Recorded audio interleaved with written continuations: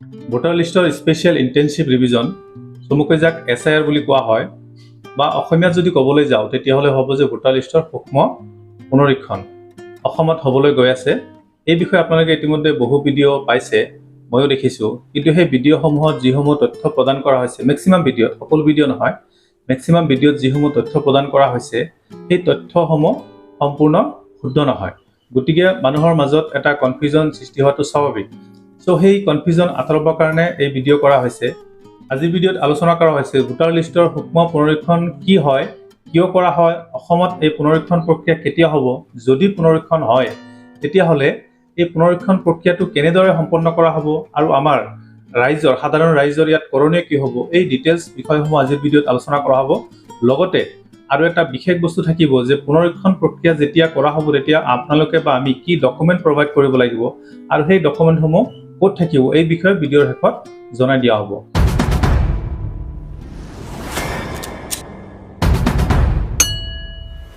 মানুহৰ এটা স্বাভাৱিক প্ৰৱণতা হৈছে মাইগ্ৰেশ্যন বা প্ৰব্ৰজন, অৰ্থাৎ এটা অঞ্চলৰ পৰা মানুহ অন্য এটা অঞ্চললৈ বসবাস কৰিবলৈ, পাৰ্মানেণ্টলি বসবাস কৰিবলৈ যায়।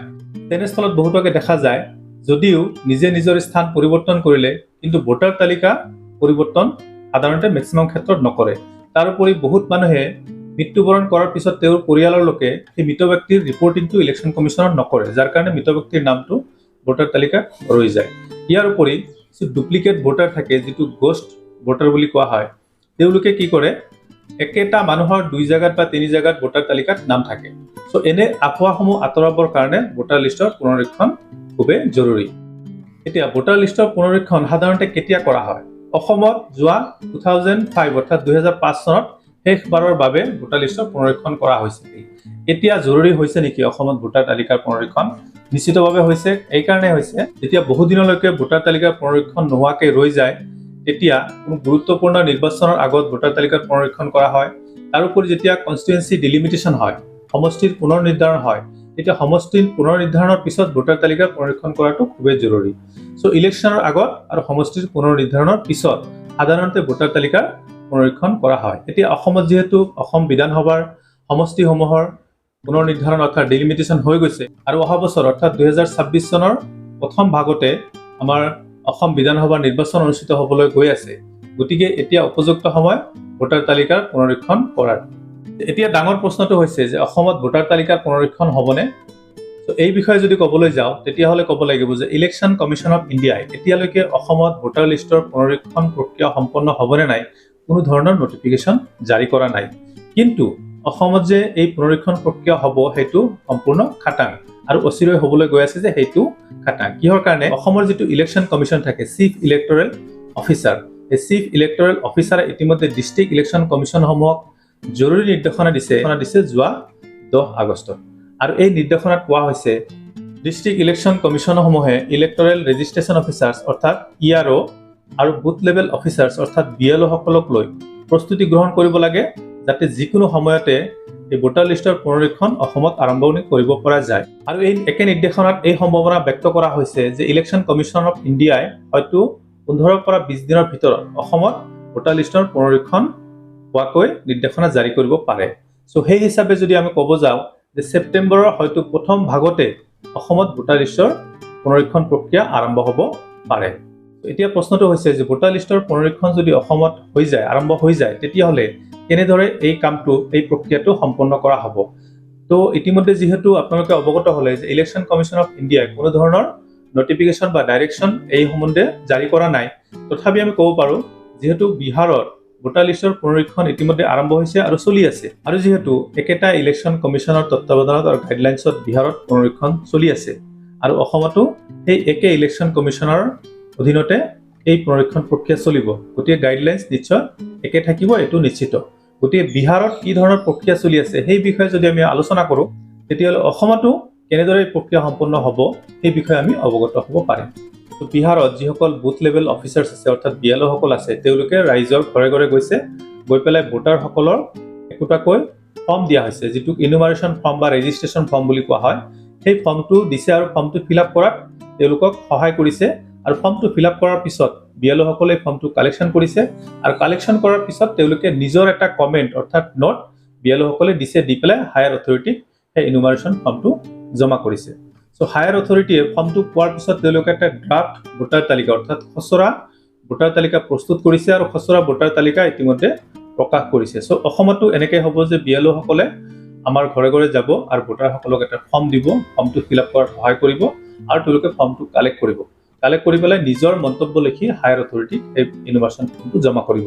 চ' হায়াৰ অথৰিটিয়ে তাৰ ওপৰত ভিত্তি কৰি এটা খচৰা ভোটাৰ তালিকা প্ৰস্তুত কৰিব আৰু এটা সময় দিয়া হ'ব, নিৰ্ধাৰিত এটা সময় দিয়া হ'ব। সেই সময়ৰ ভিতৰত যদি আমাৰ কিবা অবজেকশ্যন বা ক্লেইমছ থাকে, অৰ্থাৎ দাবী বা আমাৰ কিবা অভিযোগ থাকে, তেতিয়াহ'লে আমি এই নিৰ্ধাৰিত সময়ৰ ভিতৰত এই দাবী বা আপত্তি আমি দৰ্শাব পাৰোঁ। তো আমাৰ দাবী আপত্তিসমূহ গ্ৰহণ কৰাৰ পিছত সেইসমূহ চালিজাৰি চাব, চালিজাৰি চোৱাৰ পিছত এটা চূড়ান্ত পৰ্যায়ৰ ভোটাৰ তালিকা ইলেকশ্যন কমিশ্যনে প্ৰস্তুত কৰিব আৰু সেইটো প্ৰকাশ কৰিব আৰু তাৰ ওপৰত ভিত্তি কৰি অহা বছৰ বিধানসভাৰ নিৰ্বাচন অনুষ্ঠিত হ'ব। তো এতিয়া আটাইতকৈ ডাঙৰ প্ৰশ্নটো হৈছে যে যেতিয়া ভোটাৰ লিষ্টৰ পুনৰীক্ষণ চলিব তেতিয়া আমাৰ কৰণীয় কি হ'ব? চ' আমাৰ প্ৰথম কাম হ'ব সহযোগ কৰা। তো আমাৰ প্ৰধান কাম হ'ব যে আমি ইলেকশ্যন অফিচাৰসকলৰ লগত সহযোগ কৰা, তেওঁলোকে যি ডকুমেণ্ট বিচাৰে আমি ডকুমেণ্ট দিয়া, তেওঁলোকে যিটো ফৰ্ম দিয়ে সেই ফৰ্মটো আমি ফিল আপ কৰি তেওঁলোকক জমা কৰা।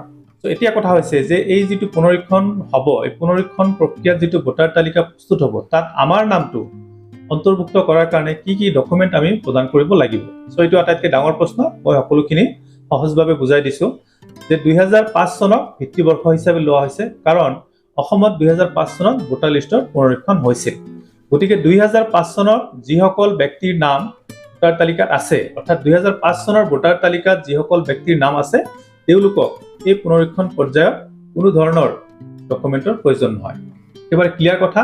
যদি আপোনাৰ নাম 2005 চনৰ ভোটাৰ তালিকাত আছে তেন্তে আপোনাৰ কাৰণে কোনো ধৰণৰ ডকুমেণ্ট নালাগে। আপোনাৰ নাম অট'মেটিকেলি এই 2025 চনৰ যিটো পুনৰীক্ষণ হ'ব, পুনৰীক্ষণ হৈ পেলাই যিটো ভোটাৰ তালিকা হ'ব তাত আপোনাৰ নামটো অন্তৰ্ভুক্ত। তো ক্লিয়াৰলি বুজি পাইছে যে আপোনাৰ নাম যদি 2005 চনৰ ভোটাৰ তালিকাত আছে তেতিয়াহ'লে আপোনাৰ কোনো ধৰণৰ ডকুমেণ্টৰ প্ৰয়োজন নহয়।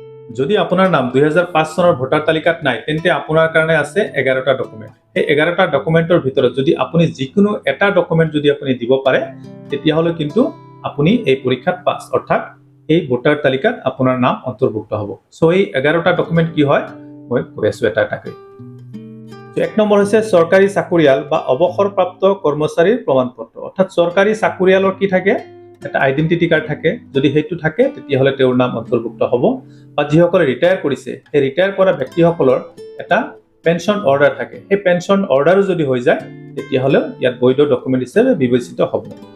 নেক্সট হৈছে 1987ৰ 1 জুলাইৰ আগৰ যিকোনো ধৰণৰ চৰকাৰী ডকুমেণ্ট, অৰ্থাৎ 1987ৰ 1 জুলাইৰ আগৰ ইছ্যু হোৱা যদি কোনো চৰকাৰী ডকুমেণ্ট আপোনাৰ হাতত আছে তেতিয়াহ'লে সেইটো বৈধ ডকুমেণ্ট হিচাপে বিবেচিত হ'ব। নেক্সট হৈছে জন্মৰ প্ৰমাণপত্ৰ। যদি আপোনাৰ বাৰ্থ চাৰ্টিফিকেট থাকে তেতিয়াহ'লে কোনো চিন্তা নাই। নেক্সট হৈছে বৈধ পাছপোৰ্ট, যদি আপোনাৰ পাছপোৰ্ট কৰা আছে তেতিয়াহ'লে হ'ব। নেক্সট হৈছে জন্মৰ তাৰিখ থকা বোৰ্ড বা বিশ্ববিদ্যালয়ৰ চাৰ্টিফিকেট, অৰ্থাৎ আপুনি যদি মেট্ৰিক পাছ কৰিছে বা মেট্ৰিক ফেইলো কৰিছে তেতিয়াহ'লে আপোনাৰ ওচৰত এডমিট আছে য'ত আপোনাৰ জন্মৰ তাৰিখ আছে, বা পাছ কৰিলেতো চাৰ্টিফিকেট থাকিব, তাত জন্মৰ তাৰিখ থাকিব। বা যদি আপুনি ইয়াতকৈ অধিক লিখা পঢ়া কৰিছে, কোৱালিফিকেশ্যন আছে, তেতিয়াহ'লে সেই হায়াৰ এডুকেশ্যন যি কোৱালিফিকেশ্যনৰ যি চাৰ্টিফিকেট বা এডমিট বা যিয়ে নহওক, য'ত আপোনাৰ ডেট অফ বাৰ্থ লিখা আছে, জন্মৰ তাৰিখ আছে, সেই ডকুমেণ্টটো আপুনি প্ৰমাণপত্ৰ হিচাপে দিব পাৰে। ইয়াৰ পিছত হৈছে সংশ্লিষ্ট এলেকাত স্থায়ীভাৱে বসবাস কৰাৰ প্ৰমাণপত্ৰ, অৰ্থাৎ আপোনাৰ PRC। যদি আপুনি পাৰ্মানেণ্ট ৰেচিডেন্স চাৰ্টিফিকেট দিব পাৰে তেতিয়াহ'লেও চলিব। ইয়াৰ পিছত হৈছে অনুসূচিত জাতি বা অনুসূচিত জনজাতিৰ প্ৰমাণপত্ৰ, অৰ্থাৎ কাষ্ট চাৰ্টিফিকেট যদি দিব পাৰে সেইটো এটা ভেলিড ডকুমেণ্ট হিচাপে বিবেচিত কৰা হ'ব। নেক্সট হ'ল আপোনাৰ NRC তালিকাত নাম যদি আপোনাৰ আছে তেতিয়াহ'লে NRC তালিকা যদি দিব পাৰে তেতিয়াহ'লেও চলিব। নেক্সট হৈছে বনাঞ্চলত বসবাস কৰাৰ অধিকাৰ থকাৰ প্ৰমাণপত্ৰ, যদি আপুনি ফৰেষ্টত বসবাস কৰিছে আৰু ফৰেষ্টত বসবাস কৰাৰ কাৰণে আপোনাৰ চাৰ্টিফিকেট দিয়া হৈছে, অৰ্থাৎ ফৰেষ্ট ৰাইট চাৰ্টিফিকেট আপোনাৰ আছে, সেইটোৱেও কিন্তু আপোনাৰ এই ৰিভিজন প্ৰক্ৰিয়াত এটা ভেলিড ডকুমেণ্ট হিচাপে বিবেচনা কৰা হ'ব বুলি কোৱা হৈছে। তাৰপিছত হ'ল ৰাজ্য চৰকাৰ বা স্থানীয় প্ৰশাসনে প্ৰস্তুত কৰা পাৰিবাৰিক ৰেজিষ্টাৰ। তো অসমত এই যিটো ফেমিলি ৰেজিষ্টাৰ বুলি কোৱা হয়, ফেমিলি ৰেজিষ্টাৰটো অসমত ৰেচন কাৰ্ড বুলি কোৱা হয়। চ' এই ৰেচন কাৰ্ডো এটা ভেলিড ডকুমেণ্ট হিচাপে বিবেচনা কৰা হ'ব। তাৰপিছত হ'ব চৰকাৰে প্ৰদান কৰা মাটিৰ দলিল বা পট্টা। যদি আপুনি মাটিৰ পট্টা ডকুমেণ্ট দিব পাৰে তেতিয়াহ'লেও আপোনাৰ নাম এই ভোটাৰ তালিকাত অন্তৰ্ভুক্ত হ'ব 2005 চনৰ ভোটাৰ তালিকাত যদি আপোনাৰ নাম নাই বা আপোনাৰ এই 11টা ডকুমেণ্টৰ ভিতৰত এটাও নাই তেতিয়াহ'লে আপোনাৰ কাৰণে তৃতীয় যেটো উপায় হৈছে যেটো বিহাৰত ইতিমধ্যে অৱলম্বন কৰা হৈছে হেতু হ'ল যে 2005 চনৰ ভোটাৰ তালিকাত যদি আপোনাৰ দেউতাৰ বা আপোনাৰ ককাৰ নাম আছে তেতিয়াহ'লে এই পৃষ্ঠাৰ ভোটাৰ লিষ্টৰ সেই পৃষ্ঠাটো জেৰক্স কৰি পেলাই আৰু আপোনাৰ এটা প্ৰমাণপত্ৰ যেটো প্ৰমাণপত্ৰ এইটো প্ৰমাণ কৰে আপুনি তেওঁৰ ল'ৰা বা ছোৱালী বা আপুনি তেওঁৰ নাতিয়েক বা নাতিনিয়েক হয় তেতিয়াহ'লে সেই প্ৰমাণপত্ৰ দিলেও কিন্তু আপোনাৰ নাম ভোটাৰ তালিকাত অন্তৰ্ভুক্ত হ'ব বুলি ক'ব পাৰি এই কাৰণে যে এইটো পদ্ধতি ইতিমধ্যে বিহাৰত অৱলম্বন কৰা হৈছে তো এইখিনি আলোচনাৰ পিছত আপোনালোকে ইতিমধ্যে গমে পালে যে কি ডকুমেণ্ট আটাইতকৈ জৰুৰী সো ইয়াত আটাইতকৈ যেটো জৰুৰী ডকুমেণ্ট হৈছে এটো হৈছে 2005 চনৰ ভোটাৰ তালিকা এতিয়া মই আপোনালোকক কৈ আছো 2005 চনৰ ভোটাৰ তালিকা আপুনি ক'ত পাব 2005 ৰ ভোটাৰ লিষ্ট পাবলৈ প্ৰথমতে আপুনি আপোনাৰ মোবাইলৰ যেটো ক্ৰোম ব্ৰাউজাৰ আছে এই ক্ৰোম ব্ৰাউজাৰটো ওপেন কৰিব লাগিব ক্ৰোম ব্ৰাউজাৰ ওপেন হোৱাৰ পিছত সাৰ্চ বক্সত গৈ পেলাই আপুনি টাইপ কৰিব ceoassam.nic.in সো এতিয়া আপোনাৰ যি অসমৰ যেটো চিফ ইলেক্টৰাল অফিচাৰ আছে এই চিফ ইলেক্টৰাল অফিচাৰৰ ৱেবসাইট ওপেন হৈছে এটো হৈছে চিফ ইলেক্টৰাল অফিচাৰৰ হোম পেজ সো ইয়াত চাওক লিখা আছে পিডিএফ ইলেক্টৰাল ৰুলছ যত পিডিএফ ইলেক্টৰাল ৰুলছ আছে তাত টাচ কৰক সো এতিয়া ইয়াত দুটা অপচন আপুনি দেখা পাইছে এটা হৈছে ইয়েলো বেকগ্ৰাউণ্ডৰ যত পিডিএফ ইলেক্টৰাল ৰুলছ ফৰ দা ইয়াৰ 2024-25 লিখা আছে এটো হৈছে বৰ্তমান যদি আপোনাৰ ভোটাৰ তালিকা লাগে ইয়াতে ক্লিক কৰিব আমাক যেহেতু 2005 ৰ ভোটাৰ তালিকা লাগে সো তাৰ কাৰণে আমি তলৰ যেটো অপচন আছে পিডিএফ ইলেক্টৰাল ৰুলছ ফৰ দা ইয়াৰ 2005 ইয়াতে টাচ কৰিম টাচ কৰাৰ পিছত পেজ খোল খাব তাত গৈ পেলাই আপুনি স্ক্ৰল কৰি তললৈ যাব ইয়াত চাওক সিলেক্ট ডিস্ট্ৰিক্ট এজ অন 2005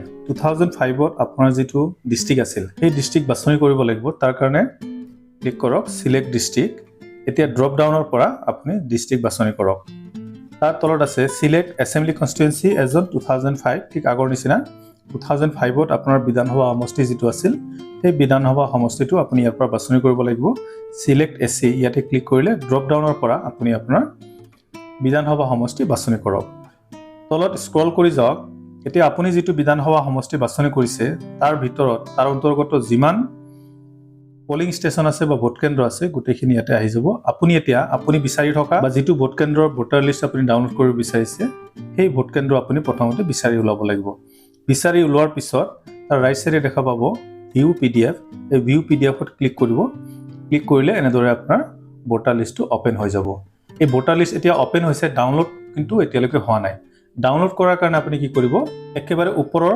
সোঁফালে আপুনি দেখা পাব তিনিটা ডট এই তিনিটা ডটত ক্লিক কৰক ক্লিক কৰাৰ পিছত ডাউনলোড বটনত ক্লিক কৰিব ডাউনলোড বটনত ক্লিক কৰাৰ পিছত এনেদৰে আপোনাৰ ফাইলটো ডাউনলোড হৈ যাব তো এইখিনি আছিল আজিৰ ভিডিও যদি ভিডিওটো ভাল লাগিছে শেয়াৰ কৰিব আৰু এনে ধৰণৰ ইনফৰমেটিভ ভিডিও পাই থাকিবলৈ চেনেলটো সাবস্ক্ৰাইব কৰিব ধন্যবাদ